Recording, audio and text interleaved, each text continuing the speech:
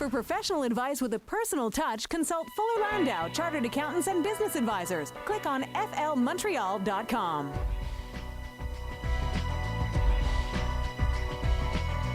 Welcome to another edition of Today's Entrepreneur, presented by Fuller Landau, a program about the entrepreneurial spirit that drives Quebec business. My name is Dan Delmar, along with Josh Miller of Fuller Landau. Josh, how are you? Great, Dan. And in studio with us tonight, we have a lawyer, which is really interesting. I don't believe we had a lawyer yet on the program. Actually, we did have a lawyer once, actually. I think David Ultra came on. Right. So very specialized lawyer. Very specialized lawyer. But, as I said, as people have been hearing in the intro and the ad for the week, lawyers run a business too. Absolutely. They're not just about dealing with their clients. They're not just about fighting with each other. They run a business.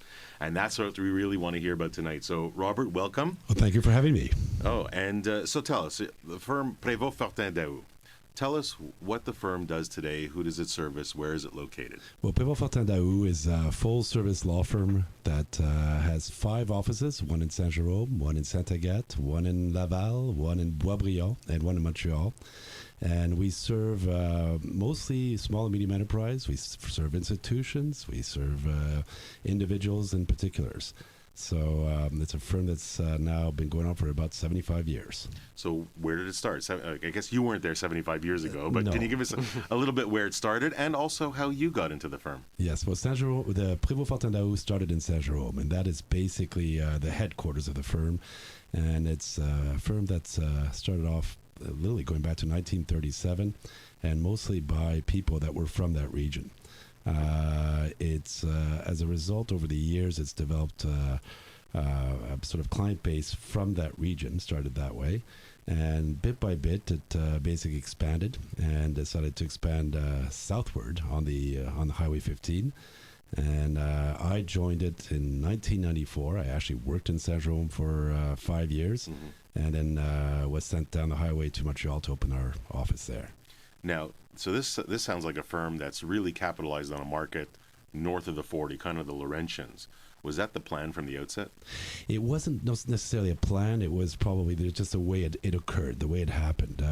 Funny enough, it was a very small firm up until the 70s. In the 70s, we had 2 people, André Forget and André Rochon, who now sit on the Court of Appeal. And these fellows had an amazing reputation, basically. So you'd have interests from miles out that would come and seek their counsel.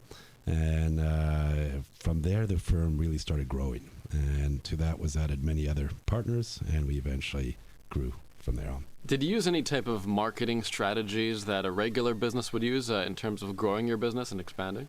Well, funny enough, lawyers really have only been marketing and using advertising in the past 15 years. Before, we weren't really quite allowed to do it. It was considered a profession. We were considered to be above that. And so, it's an interesting question, Dan, because it wasn't really, lawyers had difficulty with marketing. It wasn't really in our sphere of action. And over the past 15 years, we're getting more and more adept at it, I believe. And we are now trying to use as much marketing tools as we can. We're trying to come aboard like the rest of you. Do you use somebody internally? Do you outsource it? We have a team, we have a committee, a marketing committee, on which I sit actually as well. But we also use external help. We use an agency called Red, who we really like, who helps us with the creative process and who actually guides our marketing efforts. As a bunch of lawyers and professionals, I'm sure you all have your different levels of marketing talent or not. Does everybody have to agree on your marketing efforts? No, on that one. Well, certainly, the way it works often in partnerships, we can come back to this later, especially a partnership in our firm, is that you don't necessarily have to agree on every decision, but if you disagree, that might be taken into consideration. So it wasn't so much a question of agreement, it was a question of bringing lawyers on board. Again, it was intrinsically against their nature. And bit by bit, they're actually adapting to this. It's going to be interesting. I'm looking forward. I want to talk about how the interaction between the partners get together. But back to marketing, social media, is that something that as a firm, you've consciously gone out and really exercised your social media marketing efforts? We're starting. We're getting onto the professional social media, for instance, LinkedIn, on Facebook and Twitter. We're not quite there yet, but we're talking about it a lot, and it's a question of time. We're about to get in there. Decentralize? I mean, do your partners come to you with marketing ideas? Do they say, is the goal for the firm to get visibility? Is it to get client? Like, how targeted is your marketing? Fundamentally, a firm our size, which is about 35 lawyers, the real key is personal contact. So our lawyers are very, very proactive when it comes to making contact with the clients through various forums. It could be Chamber of Commerce, it could be community forums, it could be artistic forums. So the first and foremost means by which we connect with our client base and prospective clients is by meeting them, literally. Now, that's a classic lawyer way to do things. So does that mean that characteristics that you look for in your partners or in the lawyers, business development has to be part of that psyche? It's certainly something we look for in our partners. We want to see partners that have some business development acumen. It is not something that we necessarily seek in all our lawyers. We have lawyers at times that are amazing litigators or very smart intellectual lawyers who can understand fundamentally complex concepts, which we need, but their strength is not marketing. So we find a way to sort of spread the talent, if you like. Meaning that you recognize the strengths and the weaknesses within each partner and work with them, Correct. As opposed to turning them into somebody you're not.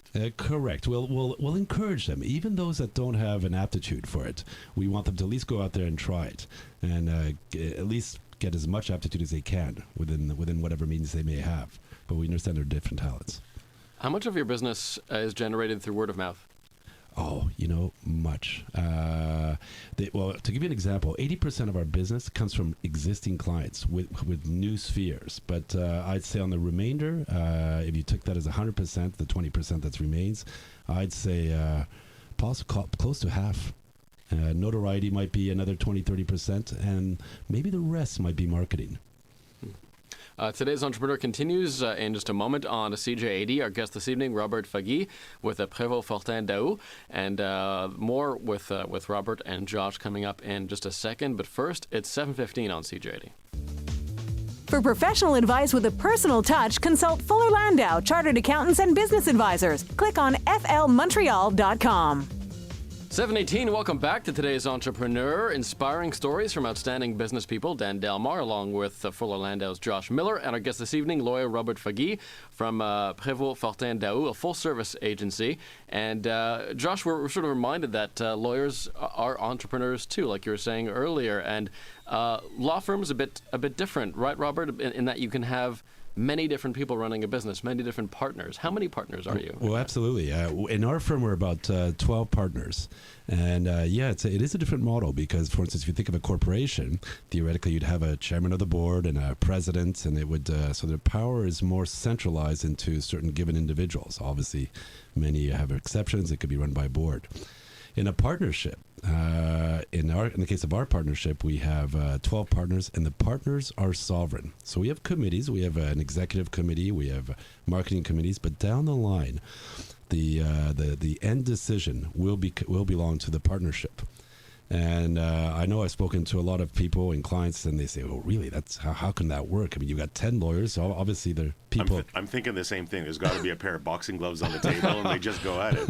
Absolutely, and you would think that would be the way, especially that we apparently we like to argue things, but it works. And I think we're very fortunate because the partners in our firm do share a common vision.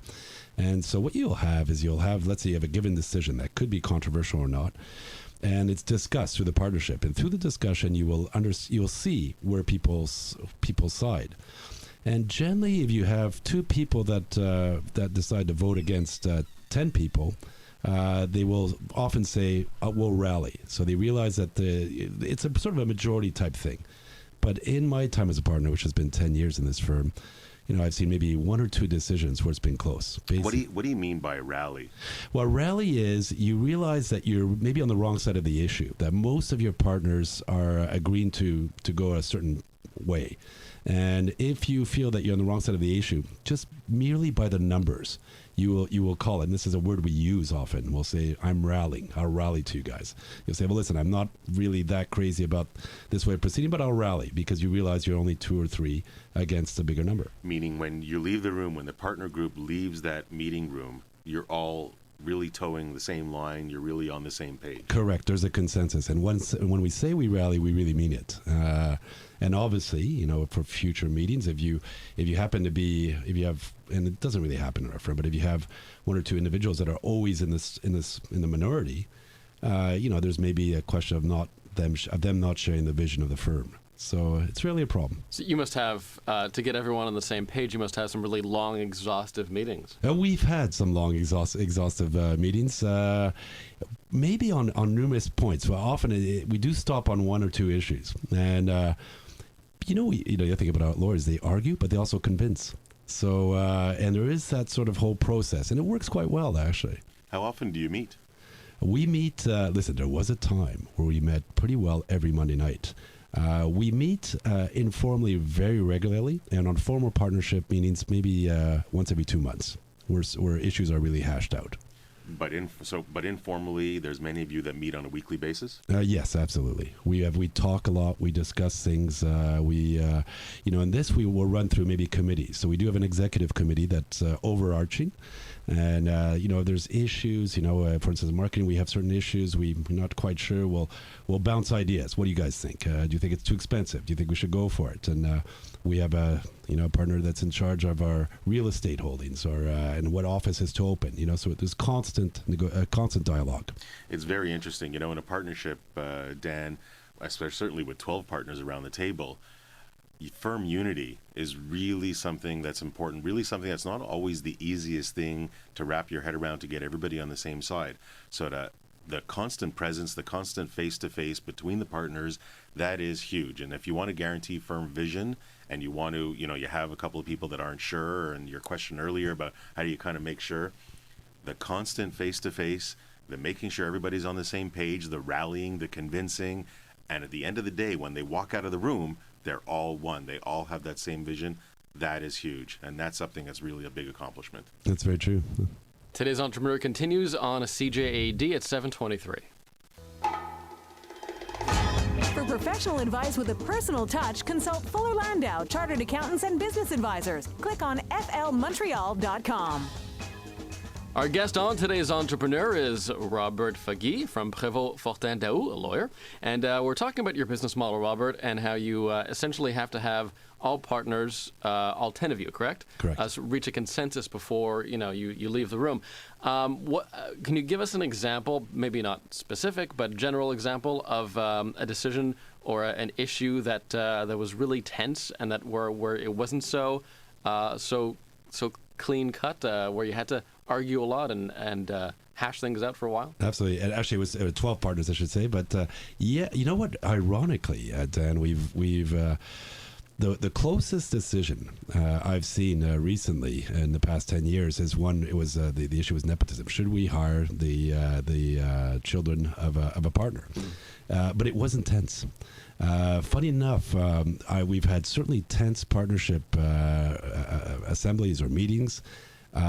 All those tense ones did turn out into consensus, and I think again because of a strong will on the part of all partners to ensure that we have consensus and a certain amount of harmony, I guess. So the tense ones we've resolved pretty well, and I'm not even sure people might have had to rally here and there, but they've been resolved. This one really on nepotism was the only one that was close, and it was valid arguments on both sides. And I don't think anybody was really that strong one way or another on it. Was it resolved in the end? Yes, it was. We decided for now that we thought it would be better not to have the children of partners to join as lawyers, although we do accept them as articling students and students. It's really tough, entrepreneurs, the family members. We talk a lot about succession on the show, and to have, a kid or the next generation in the business, it really puts a lot of, it puts a strain when you're a single owner and a single shareholder. When you start to become 12 partners and you have, offspring or relations coming in, wow, it can only be that much more stressful. I'll leave aside the lawyers disagreeing on the way. And complicated. You know, what about my kid? You know? That's right. And there's competing values because the main reason I think we decided against it was harmony. And by the way, these things could be reviewed at all times, you know. But harmony is a key among us. But at the same time, it's hard when you've got a very hot young kid who's very good at the law, who has got a great future ahead of them. We might say, listen, we're losing out on something. In your meetings with your partners, what are the kind of the standard agenda or items? Is it more running the practice? Is it about the law and regulations? What is it more like? It won't be law and regulations. It will be really the mechanics of the operations themselves. Do we approve this lease that we've opened up for this new firm? How much do we approve getting into a new software system? Should we bring in a new partner? Those type of decisions. It is very important what you're talking. We do have another meeting where we talk about new regulations, new law, new case law. And what we do is every Monday night at 5 o'clock, the entire firm is encouraged to sit in one boardroom, and we go through everything that's new, the new case law, case files, etc. You're not allowed. You have to be there. The only way you can be exempted is if you have a trial or something important where it's impossible for you. I would imagine just keeping up to date with everything that goes on. This is a huge factor in staying, I guess, in today's knowledge. Well, that is, I think, one of the biggest challenges of the law here. I remember when I was an articling student and I was slaving away in some dark library somewhere, and I had a former partner who came in, and this was a firm that I used to work at before, Prévost, Fortin.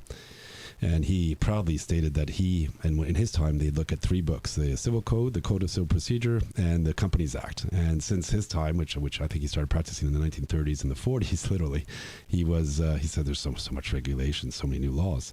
And he's right. There's many, many more new rules. It's we're talking about the partners getting together frequently, being on the same page to get all the lawyers weekly together, face to face. I mean, there's something that you certainly don't see in every practice, in every company, and certainly as a common goal, a common vision, a common understanding to learn is great. And I think as a group, they had to learn to deal with a certain tragedy that really hit the firm hard about a month ago. And coming up after the break, we're going to listen to that. Indeed. It's 7:30 on CJAD. Today's Entrepreneur continues. For professional advice with a personal touch, consult Fuller Landau, Chartered Accountants and Business Advisors. Click on flmontreal.com.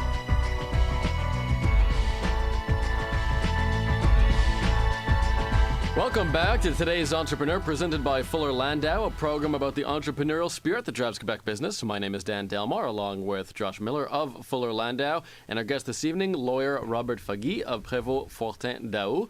And Josh, earlier we were talking about this really interesting partnership, 12 partners at the firm, and also, up until very recently, a patriarch figure at the firm who had a lot of influence, I take it. And he passed on. What do you do from here? Yeah, Robert, maybe you can tell us a little bit about Marc Daou, who was the managing partner of Prévost Fortin Daou, and unfortunately passed away about a month ago. And how did that impact the firm? How did the group rally behind it? How does a firm with such a long history deal with such a loss? Well, no doubt that was a huge loss. Marc was an exceptional individual. An exceptional human being and an exceptional lawyer. Yes. He was a lawyer's lawyer. He was a brilliant jurist. But I guess for a lot of us, where it really hit us is that he was also a very, very close friend. And funny enough, I consider him a mentor to me, but I would not be alone in my firm. He was probably a mentor to many of us. And, he was also instrumental. He was a very much of a team fellow, and one who often fostered this notion of harmony and working as a team. And so ironically, one of the ways we're dealing with his loss, which is just terrible, and it was a bit unforeseeable. He's a fairly young fellow, 52, is that we often tell ourselves, well, how would have Mark seen this? And we realize that actually we've been quite imprinted with his values, his business values, also his personal values, and the firm will continue under his auspices to a certain extent, without a doubt. He will stay with us, and his values will stay with us. Well, listen, I knew Mark a little bit, and I'm sure he will be missed. He was certainly a special individual. Very much so. Now, so he certainly under his guidance and with practices that go on the firm, a little bit about the mechanics on how you kind of dealt with things along the way, how billings and collections. Professionals, as a rule, may not necessarily be the best billers and collectors. Maybe you could talk a little bit about that. Well, I would agree with you that I know that lawyers are terrible billers and collectors on both counts. For it's again ingrained in us that we just want to render the service, and that's what we really enjoy. We love going to court. We love preparing transactional documents, and we're terrible at billing, both in terms of billing late and obviously collecting on billing. I mean, we have a new policy where, and I think it's in part to train us as much as our clients to bill once a month, just so we can at least get it out there. And so there's nothing worse than a client that gets a bill 6 months into a mandate, and it's a fairly big bill, and they've had no chance to see the evolution, and they could get quite upset. So for their purposes and ours, we try to bill quicker, but it's always a struggle for lawyers. How do you find, certainly, I don't know if the recession has had much of an effect on you, but has there been some fee pressures by clients, certainly as they struggle with the economy and, a lot of the downs that are going on? How do you see that from your billing and collection perspective? I wonder if we haven't. I'm not sure we've seen pressure on the fees. We haven't. I'm not sure we've seen pressure on the fees because of recessions. Well, I would tack it up more to clients' sophistication, competition, maybe. I mean, they themselves have their own pressures and constraints. So they'll have, a CEO turning back to the controller saying, listen, now you've got to cut all these expenses, even outside of or at least enhance our bottom line, even outside of the context of a recession. So it's they're probably viewing it as good business practice to limit the expenses, and the more professional fees, the more you will have a look at them, and the more you're going to try to limit them. So it's an issue, without a doubt. You're selling time, you're selling knowledge, you're selling time. Now you have to price it. Do you have issues? Is there a challenge to establish what the hourly rates are, what the mandate fees will be? It is a challenge in a sense of trying to explain it sometimes to clients. But fundamentally, we have a very simple process. We have an hourly rate that goes with your experience. It's raised every year by a small percentage because you gain another year experience. And as I often tell the clients, I say, listen, it's not just the hourly rate that counts here. There's two components to this issue. There's the time you spend. So it's what they just say, you're worth, you're charging $350 an hour or $400 an hour or $150 an hour. But if somebody who's charging $150 an hour takes 4 hours to do something that a guy who's charging $300 would do in one, you've got a different price there. And fundamentally, the clients, when they're in trouble or when they want something well done, they want preventive measures as well. They're prepared to pay an investment. They want a certain investment, and that's what we have to represent to the clients: an investment. And you know what? That's an interesting concept, because when there is a recession, for professional service firms, and I can certainly speak on behalf of Fuller Landau as well, when times are bad, that's really when they need their professionals more. It's how to help them get out of a situation or navigate through a situation that they're not necessarily always prepared for. But it's still managing the client, managing their expectations. That's probably one of the hardest. Certainly with the age of computers and the speed of which things are transmitted in emails, the client expectations. Maybe, Robert, you can tell us a little bit about how that's evolved, client expectations and how you deal with them. Well, that and it's funny that you mentioned the speed, because I believe that's one of the biggest challenges to all professions in the law as well. Listen, I'm 47 years old. I've been doing this for about 20 years. But I understand that shortly before I came into the law, you'd get a contract, you get it by the mail, snail mail that is, and you'd have the attorney that would comment the contract and send it back by the mail and wait for comments back. This whole process could take to a couple of weeks, and eventually you'd have a contract after a couple of weeks. But now it's you see it sometimes where the client will email you a draft agreement, will phone you at the same time, so you grab the phone, and the client will say, listen, open up that file in it's a Word document, and let's work on it now, literally. And which clients require more speed. We want to respond to that. At a certain level, it becomes counterproductive, though. But it is one of the challenges, and we have to move fast, and that means we have to have better technology and better speed. The interesting thing about the law is that although everything else is moving fast, the courts don't. I mean, that's still the one constant that you have to work around. That can be frustrating. They are trying, and actually there's constantly, every 3 or 4 years, and there's about to be new legislation. It's a topical question that you've just raised there. Our Civil Code of Procedure is about to be amended again. It was amended a number of years ago with an attempt to always try to fast track things and make the court go fast.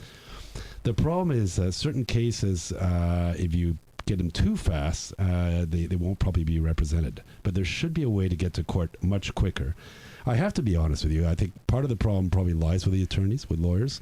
There's probably some fights on preliminary motions or measures that maybe are necessary and that delay the process. That is a gripe of clients, without a doubt, and it's something we're trying to resolve. The system is. I would imagine you don't face that alone. Your competition certainly has the same issues, so you're all kind of dealing with this expectation gap. The client wants things done faster, and you're at the mercy of the courts, if you will. Absolutely. There is that competition does come into play, however, because some lawyers will pride themselves on the speed at which they'll run a file. Speed together with proper service and good service. And clients like that. So it's up to us to get faster, without a doubt. Whether it's lawyers or other professionals, what advice would you give to other business people who have those sort of intangible time management issues, or the ones they can't control? The ones that can't, those that benefit from those services, or those that are giving those services? Those that are in similar positions like yourself, who may have those issues that they just can't control these time frames. Well, I'd have to say it would probably take less work, and technology does help. More rigorous management of your time, of your files, more help. You can set up a system. It remains that if you're a litigation lawyer, for instance, you can only be in one court at one time. So you have inherent constraints. As you look back, Robert, on your career in the firm, is there any one issue, perhaps one error or fork in the road, that if you had to do it all over again, you would do something differently? That's a tough one, Josh. But basically, we're pretty happy with the way it's run. I'd say if we wanted to have gone a bit faster, and this was a progressive realization on our part, is probably marketing. More IT. I mean, listen, we didn't know really. I mean, again, we weren't really allowed to advertise as lawyers up to I guess 15 years ago, and we basically, so a website was a new concept, and we were probably, I'd say our firm certainly, but not by much, but I'd say other professionals as well. We were probably a bit late on the ball on that, and even late on realizing the impact that this had. It's probably the same thing with social media. So I'd say that's the main thing. And professionals and technology go hand in hand, and when we come back from the break, we're certainly that's gonna hot topic and how entrepreneurial professionals can deal with that. And Kevin Ammerman from Fuller Landau, in charge of IT there, will join us to talk about IT issues and how it applies to Robert's business as well. It's 7:45 on CJD. For professional advice with a personal touch, consult Fuller Landau, Chartered Accountants and Business Advisors. Click on flmontreal.com. 7:48, welcome back to today's Entrepreneur, inspiring stories from outstanding business people. Dan Delmar, along with Josh Miller of Fuller Landau. Our guest this evening, Robert Fagui of Prévost, Fortin, who's a lawyer. And we bring into the conversation Kevin Ammerman, IT Director at Fuller Landau. Hello. Kevin, thanks very much for joining us. Now, you've had a unique history with professional services firms, certainly with accountants and others. Tell us, what challenges could the professional entrepreneur or the entrepreneur as a professional face? Well, I've actually found that professional services firms have been really very progressive in adopting IT and bringing it, making it mainstream and an essential part of their businesses. The obvious challenge for professional services, both lawyers and accountants, is the time and billing software. And even since then, getting past that billing and time tracking, using tools such as document management and more business management tools in order to make their practices run more smoothly and their lives easier. Certainly, especially with lawyers, there's a security issue. There's sensitive documents that pass around all day long, all night long. How do you deal with what security challenges can be overcome? I think actually even above and beyond lawyers, people don't appreciate how sensitive their documents are, and how much care needs to be placed in the handling of them. There does need to be a very close eye kept on how the documents are handled, and even with all the technology that we're using today, we have to keep a close eye on how documents are handed off from one place to another. Even things that we take for granted, such as email today, it's not a terribly secure way to send documents, and we're constantly sort of in a little bit of a battle with our clients to realize that they can't just send us all of this personal information. Are there a lot of options? There are. The options tend to be a little bit complex, which leads to costs. There are options out there that allow you to not use email. There are commercial services that have come up recently that allow you to use secured websites to transfer documents. But you got to put a lot of trust in the people that manage those websites.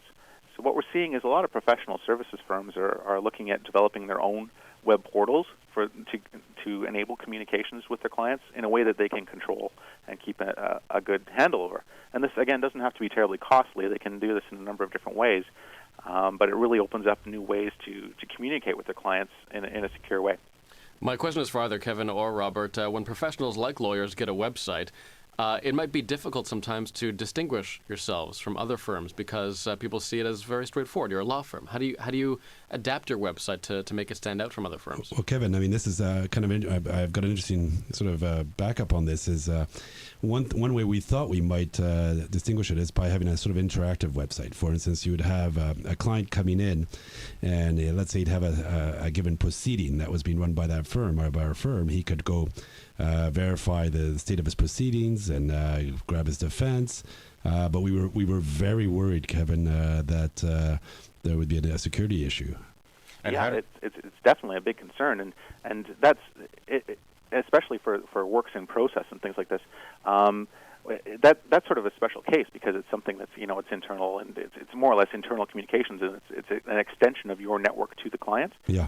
And then there's the other aspect of it, which is maintaining the public face of your website and trying to maintain some sort of dynamic image for the public and get some sort of communication going with the public in a managed way, in some way that you can control a little bit. And what about the transfer of documents and sensitive information? Is that something that is difficult to do, or is there specific softwares out there that professionals can use? As I say, there are websites that are in existence now. One of the big ones is called Dropbox, that allows you to set up different kind of permissions for these files and share them in some sense. But the problem is a lot of them are hosted in the States, which makes a lot of people nervous about where their secure information is stored. And also, you don't have a lot of control over these files, right? So you gotta rely on the integrity of the client that you're hosting with, right? Which raises a lot of concerns. Like we don't really know much about that company, for example. Without going into great detail about the background of them, we don't know where this information is being saved. We don't know how secure it actually is, which leads a lot of companies, especially professional services firms, to look at developing their own internal devices to do this. More on IT issues for professionals, and as well Robert Fagui's parting thoughts, advice to business owners. That's coming up on today's Entrepreneur. For professional advice with a personal touch, consult Fuller Landau, Chartered Accountants and Business Advisors. Click on flmontreal.com. Remaining moments on today's Entrepreneur, we're talking about IT with Kevin Ammerman, IT Director at Fuller Landau. Also our guest this evening, lawyer Robert Fagui from Prévost, Fortin. And Kevin, we're chatting over the break. We were both fiddling on our Blackberries. Smartphones becoming an essential tool for professionals, for lawyers especially. What advice would you give to people who are new to the smartphone game and how to protect their information? Well, that's just it. As long as you're a little bit mindful of taking care of what you're doing with your phone, keep in mind that it's really an extension of your computer, so it's got to be treated with the same sort of care that you would a laptop. If someone gets their hands on your phone, they can see all of that mail, all of that contact information, and as companies develop extensions to their networks, you can see in a lot of cases, all of the client information on these devices as well. Is there one device that's better for security than the other? depending who you ask, a lot of people would say that BlackBerries still have a pretty good hold on the enterprise market just because of their security features that are built in. But both the iPhone and Android devices have made a lot of inroads in terms of providing more of an enterprise-ready experience to users. Google has been a little bit overlooked in terms of the number of devices that they have on the market now. They're approaching 50% of all the phones in the world are running Google operating systems, and they've gone to some lengths to play nicely with enterprise environments and working with more corporate-grade email systems and providing the kind of security that these businesses need. So basically, just taking care of your portable device. Thanks very much, Kevin. As we wrap up the show, Robert, any parting thoughts? What one piece of advice, some words of wisdom would you give to today's entrepreneur? Well, I'd have to say, above and beyond, and in all the confusion of new technologies and how to market, I think this applies to all entrepreneurs, is to listen to your client. Fundamentally, listen to your client. It is our clients that give us our business, and that is the raison d'être of our firm.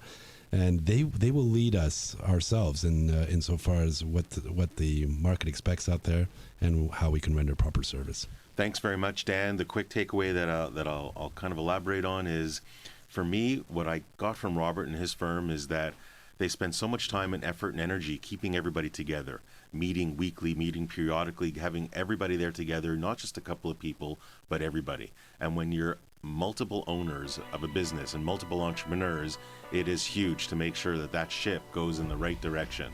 That whether it's a captain or, unfortunately, sometimes when he passes away, the rest of the boat and the rest of the crew keep going straight. And that is a true sign of a successful group of entrepreneurs.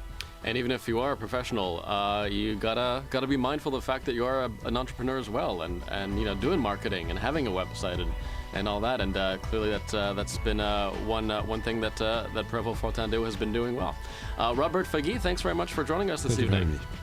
And don't forget, you can reach Fuller Landau during business hours at 514-875-2865 or visit www.flmontreal.com. Off next Monday night, but we're back the following Monday, October 17th for Thanksgiving. Josh Miller, thanks very much. Great, Dan. Thank you very much. Have a good night. You too.